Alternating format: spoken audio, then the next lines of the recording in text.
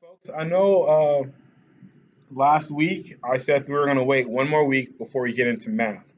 But as I was thinking later on in the day, I thought to myself, if we go from zero math to the full math schedule that I do for the class, it might be a bit overwhelming. So we're going to come in a week early and do a shorter version of what you're normally going to be required to do in the class going forward. So you're going to watch this video, and then after you watch this video, you're going to come back during your group's assigned math time so that we can do small group and I can help any students who are having trouble understanding what's going on. Now, the first thing you need to learn is how to watch these videos. Don't just press play, go to the end. I didn't get it. I guess I don't know how to do math. Please don't do that. If you do that, it's going to make our meeting time much less beneficial for you than if you take the time to actually try to understand what I'm saying in the video. That might mean pausing. That might mean replaying a section over again. Okay, this is on video. So if you come into the room and you have literally zero idea of what I'm talking about, I might ask you to leave and come back and watch this video again. I don't expect you to have everything perfect, but we should all have a general understanding of the main terms and things like that. So basically, in our class, we are going to be spiraling. That means that in some classes, you normally you'll do one topic and then you skip, go to the next topic, and you rarely go back to the previous topics. The way I do things in my class is that we go through the topics very quickly, but you're going to see the topics multiple times throughout the year so that you can refresh and see, am I understanding this?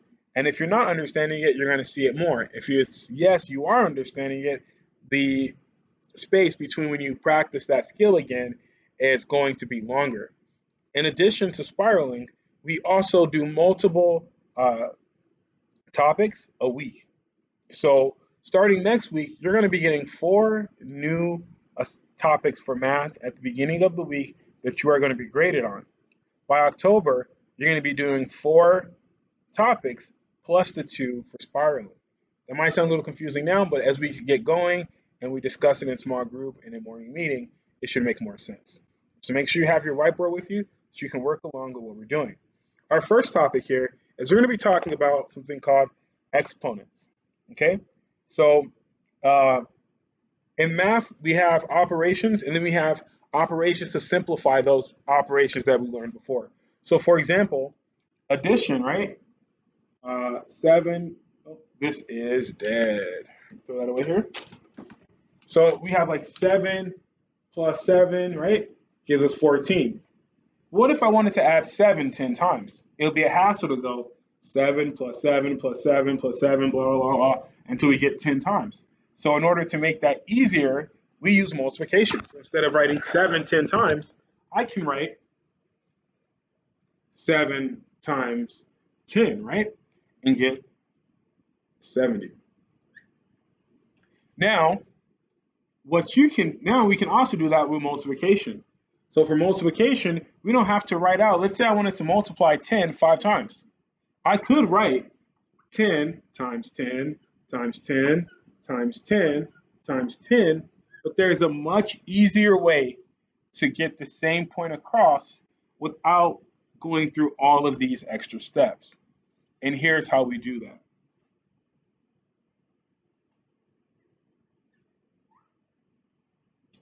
Okay, this is called an exponent, right?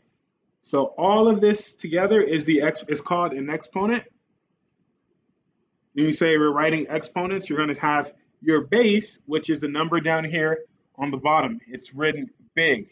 The base is written very big. So this here is our base.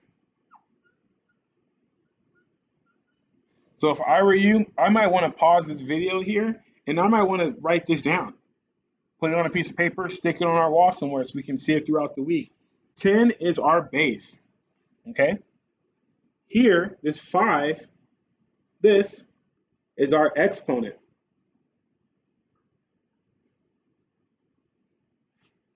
Another way to say exponent is power. So these two terms are used interchangeably. That means you can use either one and you're going to have the same meaning. So if I say 10 to the fifth power, that's the same thing as, uh, what is it? An exponent, 10 with an exponent of 5. So exponent and power, you're going to get the same thing. So let me go back a step and let's talk about this some more. All right, so let's use a very simple problem here. So we have 10 to the second power. Now I'm going to give you a challenge here. Take a second and look at these numbers. Which one is our base? If you set the 10, you're correct because that's the big number. The bigger number is the base. Our exponent is 2. So what this means is we're going to multiply our base by itself 2 times. So 10 times 2 equals 10 times 10. Sorry, not 10 times 2, 10 to the second power, or 10 squared. 10 cubed, or 10 to the third power, is 10 times 10 times 10 times 10. Oh, I was ahead of myself there. 10 to the fourth power is equal to 10 times 10 times 10 times 10, okay? So, whatever you see as the exponent or the power is going to tell you how many times we multiply our base. Luckily for you guys at this stage, our base is always going to be 10, okay? When you get forward, go into sixth grade, go a little bit more in depth with this, you might see different bases. But for now, you're just going to see this base 10. And it's going to tell us 10 to the second power, 10 times 10. 10 to the third power, 10 times 10 times 10. Okay, 3 tens. Now, there's There's even more shortcuts that you can do here. So let's take a look at these again. So when you're dealing with base 10, the exponent tells you how many zeros are going to be in your answer. So here we have 10 to the second power. So that's going to be 1 with 2 zeros, so 100. And if you don't believe me, go ahead and grab a calculator. This is the same thing as 10 times 10. So if we repeat that process, that means we're going to have 1 here, and we're going to have 3 circles that go behind it, or 3 zeros that go behind it. We have 1,000. 1,000 is the same thing as 10 times 10 times 10. So I'm going to want you to pause this here. I'm going to wait, and I want you to tell me, what do you think that is? I want you to write that down, pause this video, and see if you're right. Now, I know you all paused it, so I'm going to keep going. So we're going to have that 1, and then we're going to have 4 zeros. 1, 2, 3, 4. 10,000. So our exponent, or the power, will tell us how many zeros are going to be attached to that 10. Okay? Now, I know this might seem a little bit difficult at first. It might be a little bit confusing at first, but don't worry. This video was just the first step in our learning process. You watch this video, and then after you watch this video, you're going to meet with me. And when we meet, then we are going to discuss and answer any questions. So if something's not making 100% to you right now, don't worry. What you need to know to be in the meeting with me, what's the base, what's the exponent? This big number is the base, this little number is the exponent here at the top, or the power. If you know those two things, I can teach you the rest. If you don't know those two things, I'm going to send you back to rewatch this video. Okay, so the next thing you need to know for this topic, and then we are done. Okay, the next thing we need to know is sometimes you're going to multiply using exponents. So we have 5 times 10 to the second power. So remember, I just told you that the power will tell us how many zeros are going to be there when we're dealing with base 10. Okay, this is a special rule for base 10, not for any other bases. This rule is only for base 10.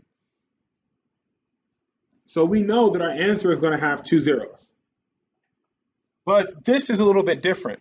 We have a 5 here, so we can't put 1 like we did before. We have to deal with this 5 and the 1, and we just multiply them. What's 5 times 1? 5. and then you add your two zeros.